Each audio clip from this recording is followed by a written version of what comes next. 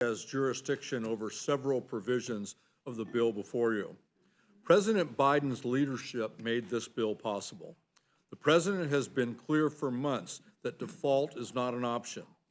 His team worked in good faith, understanding Republicans' extremist starting point wouldn't work for the American people.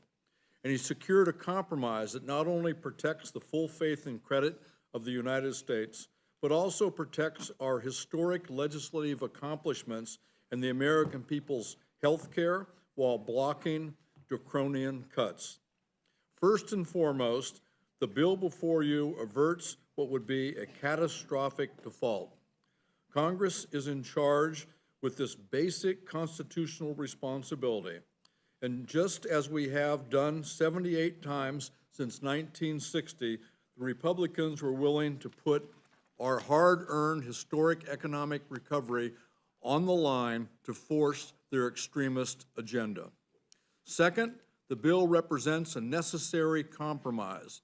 As the chairman pointed out in his opening remarks, it may not be exactly the bill either party would have written on its own, but reaching a compromise is our responsibility in a divided government, and that's what the president has done here. I have always believed in fiscal responsibility. As a matter of fact, I'm one of the few members in our chamber to have voted against my own bills on the House floor because they were not responsibly paid for when they came to the floor for a vote. I recognize the need to improve our nation's long-term fiscal stability, and I look forward to working with my colleagues on both sides of the aisle in the coming months to achieve that goal.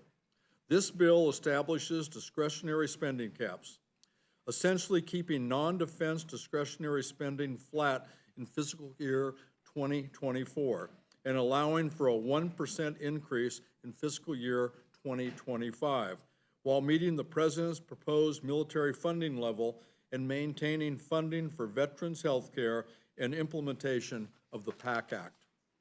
This bill also includes provisions streamlining the permitting process for energy projects.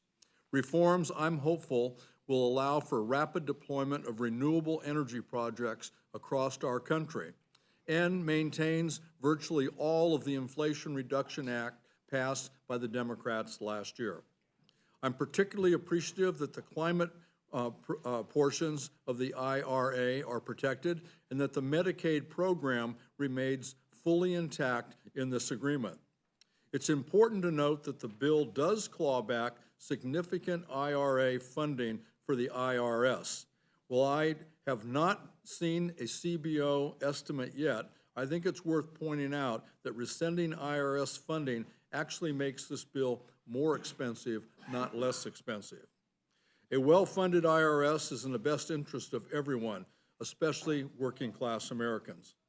While I'm disappointed the majority insisted on this rescission, Democrats' investment in the IRS has already ushered in a new era of service for taxpayers.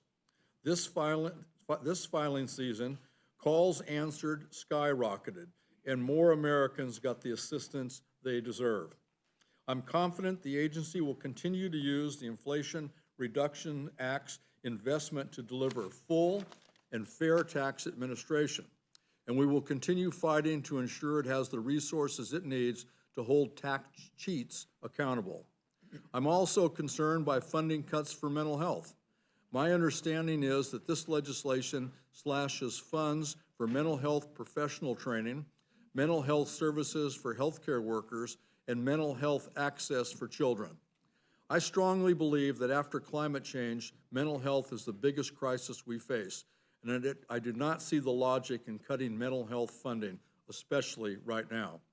Overall, this legislation achieves what is most important, averting an economic catastrophe, while defending vital federal programs and maintaining Democrats' accomplishments over the past 2 years. It's not a perfect bill, but when you consider where the Republicans started, it represents a reasonable compromise, and I'll support it. I yield back. Thank you for your statement.